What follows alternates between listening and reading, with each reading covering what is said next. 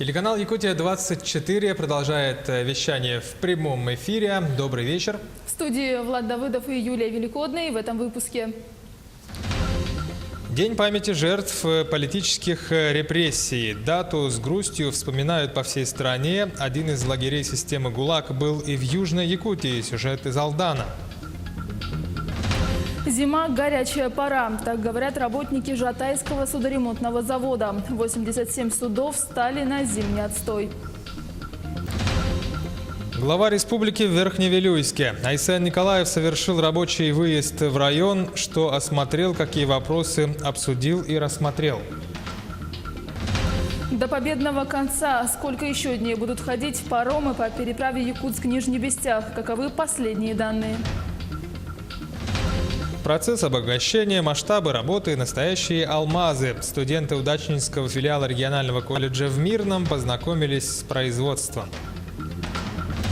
Благодарность за наставление и развитие. Сегодня атлеты и воспитанники поздравляют наставников с Днем тренера.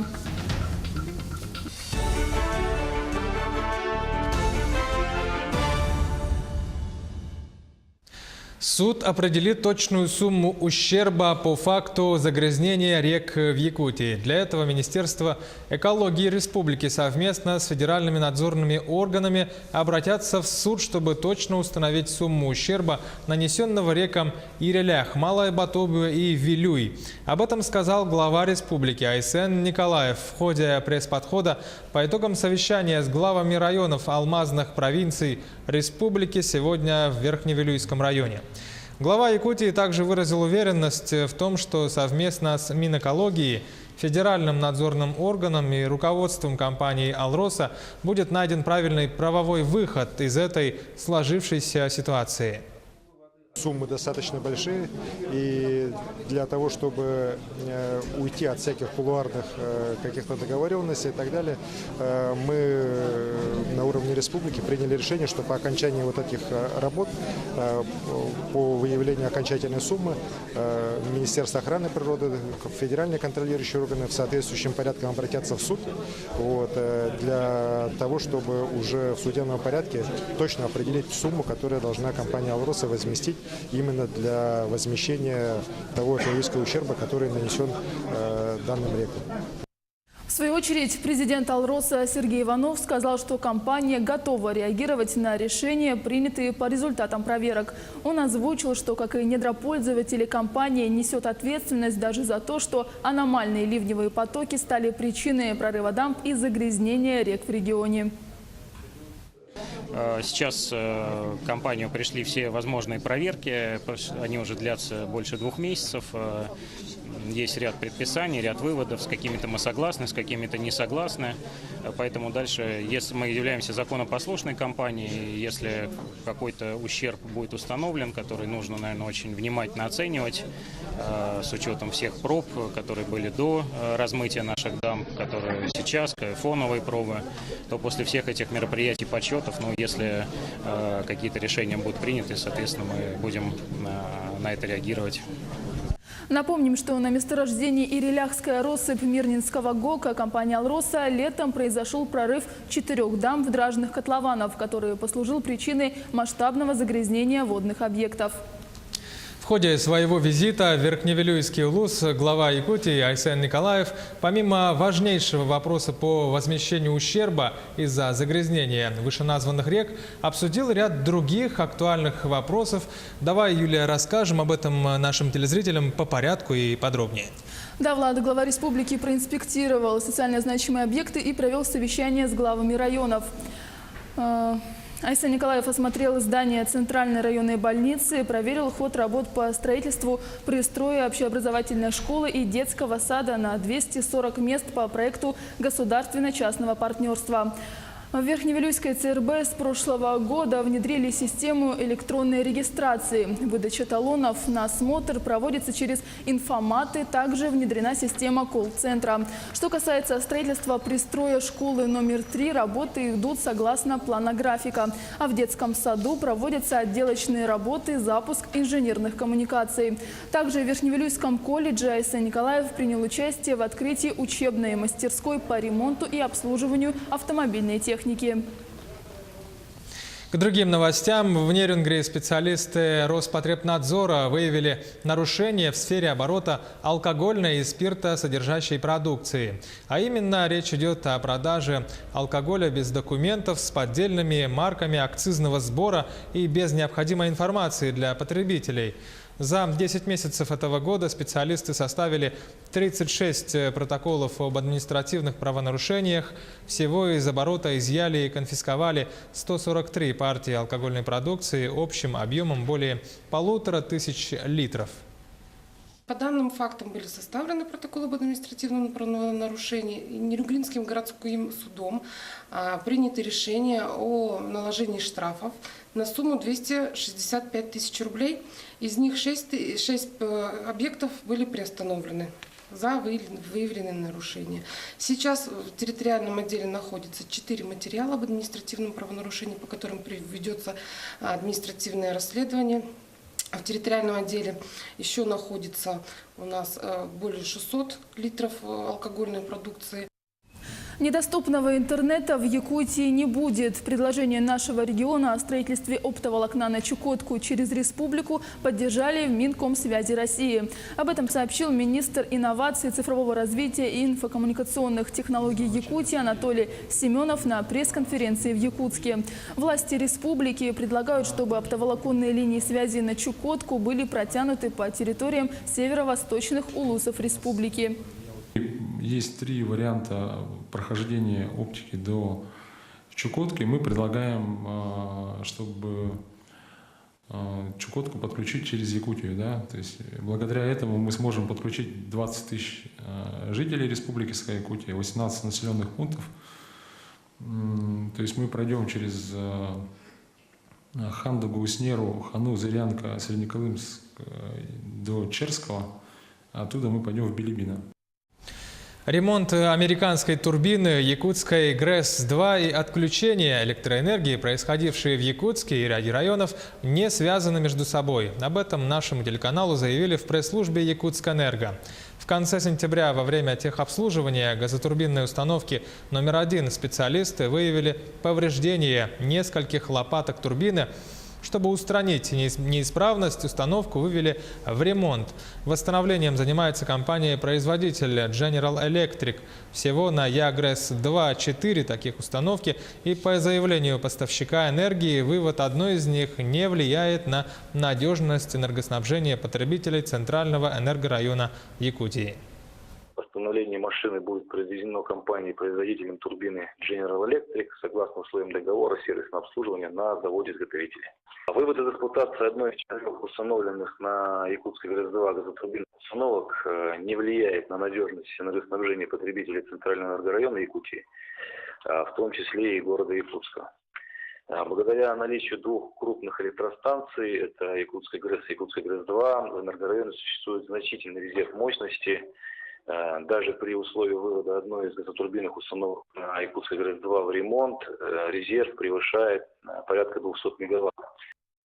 Сегодня в России День памяти жертв политических репрессий. Подсчитать точное число пострадавших от тоталитарного режима, по словам историков, невозможно. Только по сохранившимся документам в период с 1921 по 1953 год были репрессированы более 4,5 миллионов человек. Известно, что лагеря в то время были и в Якутии.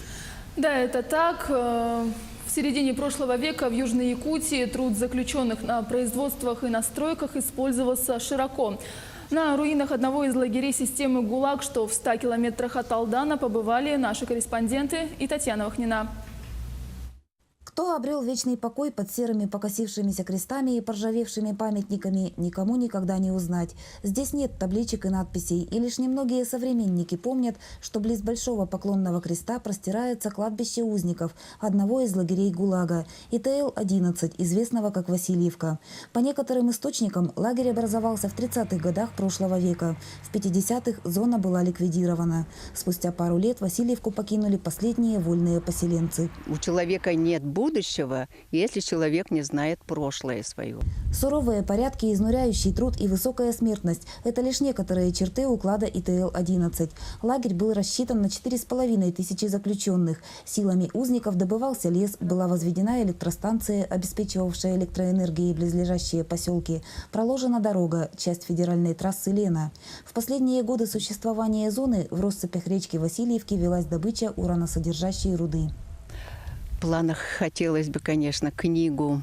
Это первое. Книгу очень хотелось бы такую иллюстрированную. Сколько мы накопили материалов, хотелось бы все-таки книгу создать.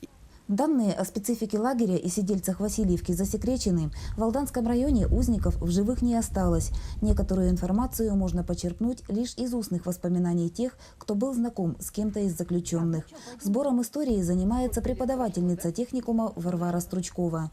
По ее проекту в 2009 году на территории кладбища между Большим и Малым Поклонными крестами была установлена часовня. Это большой проект был, долго она продвигала его, и вот в 2009 году часовня изготовилась, значит, в наших мастерских силами помощи наших студентов, была вывезена на 100-й километр. Место, обогренное кровью и впитавшие слезы человеческие, так сегодня называют территорию ИТЛ-11. Бывавшие на руинах лагеря современники отмечают необыкновенную энергетику, которая пронизывает буйствующую здесь свободу. Татьяна Вахнина, Сергей Шипачев, Алдан.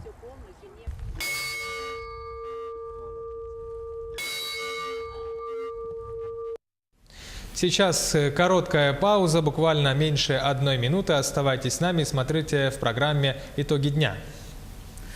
Зима – горячая пора, так говорят работники Жатайского судоремонтного завода. 87 судов встали на зимний отстой. До победного конца. Сколько еще дней будут ходить паромы по главной переправе Якутск-Нижний Бестях? Каковы последние данные? Процесс обогащения, масштабы работы и настоящие алмазы. Студенты Удачнинского филиала регионального колледжа в Мирном познакомились с производством. Благодарность за наставление и развитие. Сегодня атлеты и воспитанники поздравляют наставников с Днем тренера.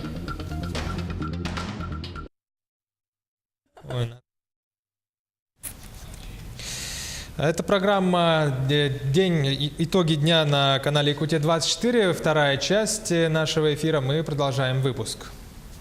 Национальную программу развития Дальнего Востока до 2025 года должны разработать не госслужащие в московских кабинетах, а сами дальневосточники. Об этом в интервью РИА Новости заявил вице-премьер, полпред президента на Дальнем Востоке Юрий Трутнев.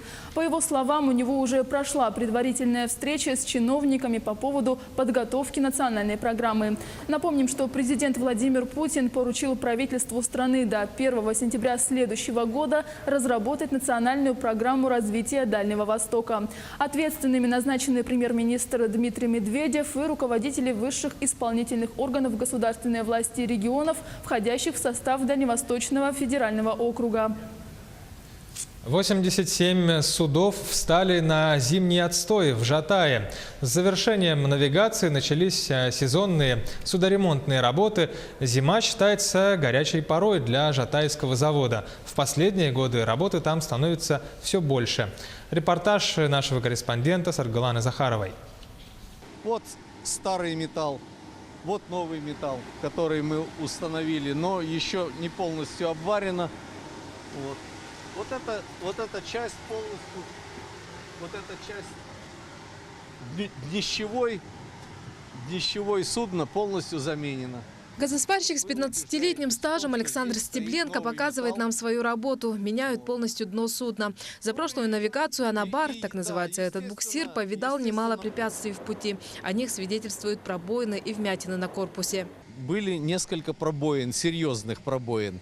Естественно, во время навигации ставят цементные ящики для того, чтобы эти пробоины заделать, значит, устанавливаются цементные ящики для того, чтобы пароход, по сути дела, не утонул. После ремонта судно прослужит еще не одно десятилетие, уверен Александр. Поверхность сделают идеально гладкой. Сейчас полным ходом идут сварочные работы. Должны успеть до самых сильных холодов, пока температура воздуха не опустится до минус 40. Тогда даже прогрев металла не поможет. Железо начнет трескаться от перепада температур. Но работы при этом ни на день не прекратятся. Режем, собираем, когда большой мороз, режем, собираем. Что-то другую работу какую-то в цеху, там детали, узлы делаем, собираем. Ну, не простаиваем. Работа все время кипит. До начала следующей навигации должны закончить. Работы немало. Все нефтеналивные суда подлежат модернизации, оснащению двойным дном, а это сравни строительством нового судна. Это и 2 танкера проекта 1754Б, второе дно, и танкер проекта Р-77, вот он перед вами. Второе дно. Также нам надо закончить модернизацию и следующим летом отправить в навигацию танкера Исидор Барахов, капитан Шамшин. В машинном отделении непривычно тихо, двигатели разобраны. Каждую деталь будут тщательно осматривать и при необходимости отправлять на диагностику за пределы республики. Там вынесут вердикт – восстановить или заменить часть. И так происходит практически на каждом судне.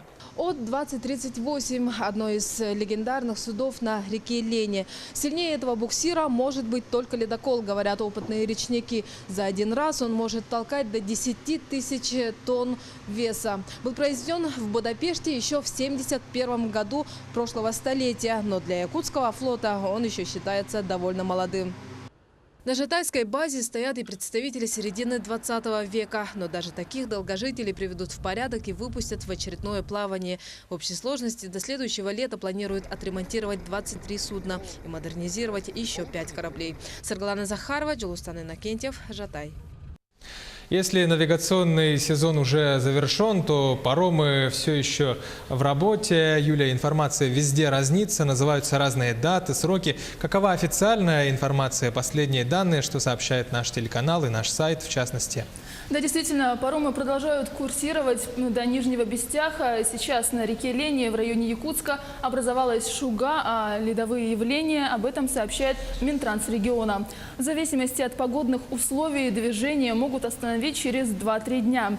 Сейчас же на реке стабильно работают 8 судов, в помощь им 20 судов на воздушных подушках.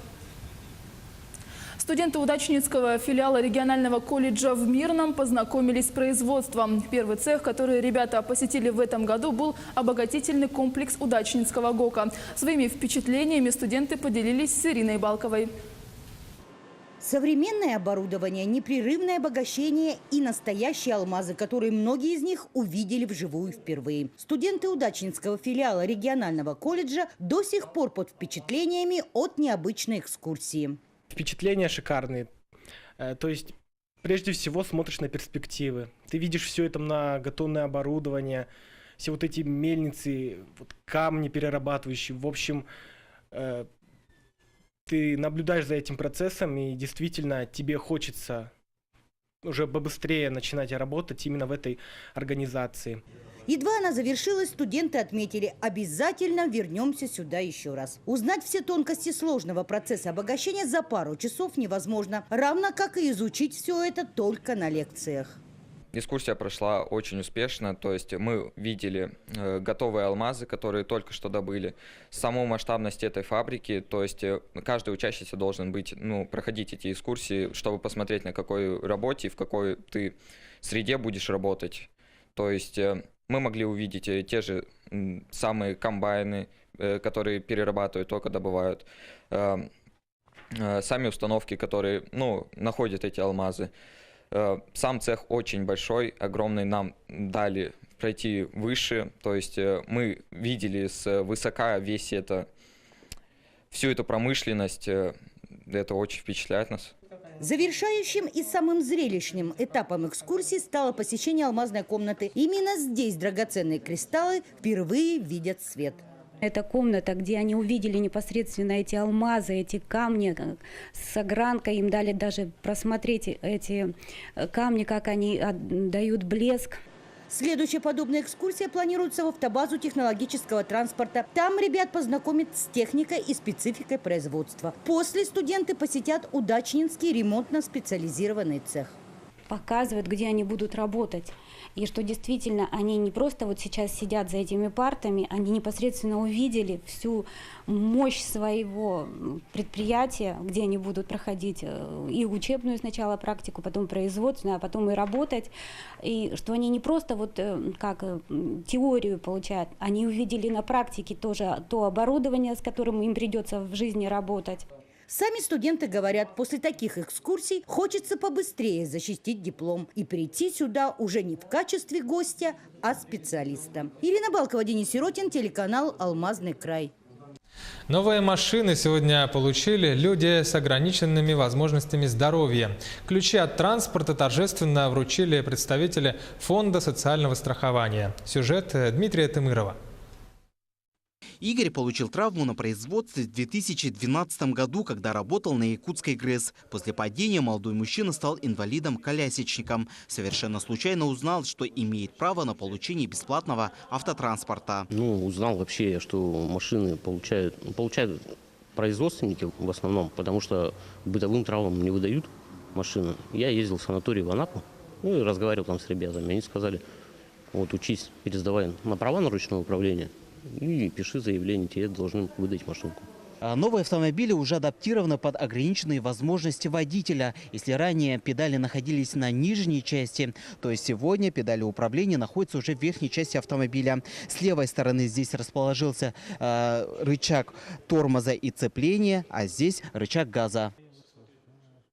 Из 4 2 автомобиля на автоматической коробке передач, 2 на механике. Все это и специально переоборудовал завод-изготовителя. Значит, изменения уже вписаны в техпаспорт. Напомним, с 2001 года, согласно федеральному закону, пострадавшие на производстве обеспечиваются автомобилями. Сегодня ключи от новых машин получили жители 3 районов республики – Алданского, Эвено-Бытантайского, Вилюйского, а также житель Якутска. Это все, решает врачебная комиссия медицинской организации. Когда заполняется программа реабилитации, а программа реабилитации заполняется у нас в бюро медико-социальной экспертизы, и там каждому прописывается, что действительно этому человеку надо автомобиль. После получения всех вот этих документов мы уже выдаем. А документы когда начинаете собирать? С января уже начинаем. Сегодня поддержать Игоря приехали родные и близкие, а сам счастливый автовладелец уже наметил ближайшие планы, куда он отправится с новой машиной. С этой машины? На рыбалку буду выбираться почаще. А так бы тоже хотелось бы по России проехаться, по регионам, в теплые края куда-нибудь съездить. Далековато, съездить можно, тем более на новой машине.